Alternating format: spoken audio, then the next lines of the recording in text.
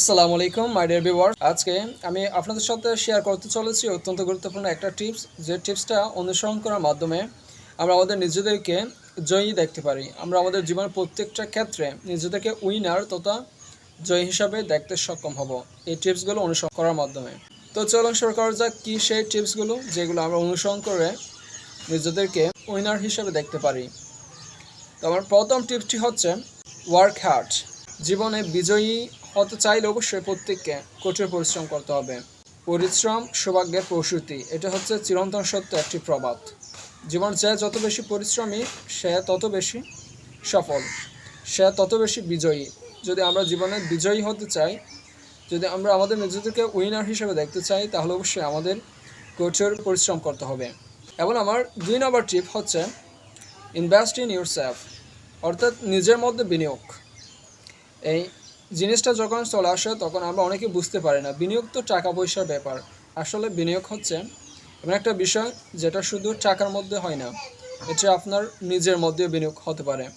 যেমন আপনি আপনার নিজেকে ইমপ্রুভ করার জন্য, আপনার নিজেকে ডেভেলপ করার জন্য আপনি বিভিন্ন বই পড়তে পারেন এবং আপনার লক্ষ্যের সঙ্গে সামঞ্জস্যপূর্ণ এমন বিভিন্ন কোর্স করতে পারেন।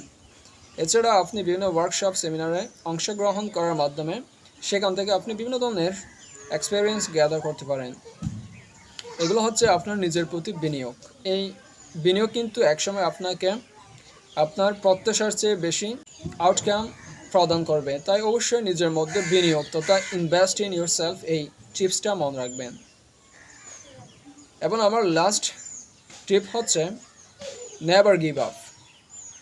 আমরা অনেকেই কোনো একটা কাজ শুরু করে বেশি দূর আগাতে পারি না, ওই কাজটা তখন আমরা হাল ছেড়ে দিই। তাই অবশ্যই আমরা যে কাজই শুরু করি না কেন কখনো হাল ছাড়া যাবে না, তথা নেভার গিভ আপ এই টিপসটা আমাদের অবশ্যই মনে রাখতে হবে। আমাদের হাল ধরে রাখতে হবে এবং আমাদের লক্ষ্য পানে ছুটতে হবে। তো আমি আপনাদের সঙ্গে যে টিপসগুলো শেয়ার করেছি, এই জীবনে উইন হওয়ার তথা জয়ী হওয়ার যে 3টা টিপস শেয়ার করেছি, এগুলো যদি আমরা যথার্থভাবে অনুসরণ করতে পারি তাহলে অবশ্যই আমরা জীবনে সফল হতে পারবো, বিজয়ী হতে পারবো তথা উইনার হতে পারবো। তো এই আশাবাদ ব্যক্ত করে আমি আমার এই সংক্ষিপ্ত ভিডিও এখানে শেষ করছি। সকল কাছে সুস্বাস্থ্য এবং দীর্ঘায়ু কামনা করে এখানেই সমাপ্ত করছি। ধন্যবাদ সকলকে। আল্লাহ হাফেজ।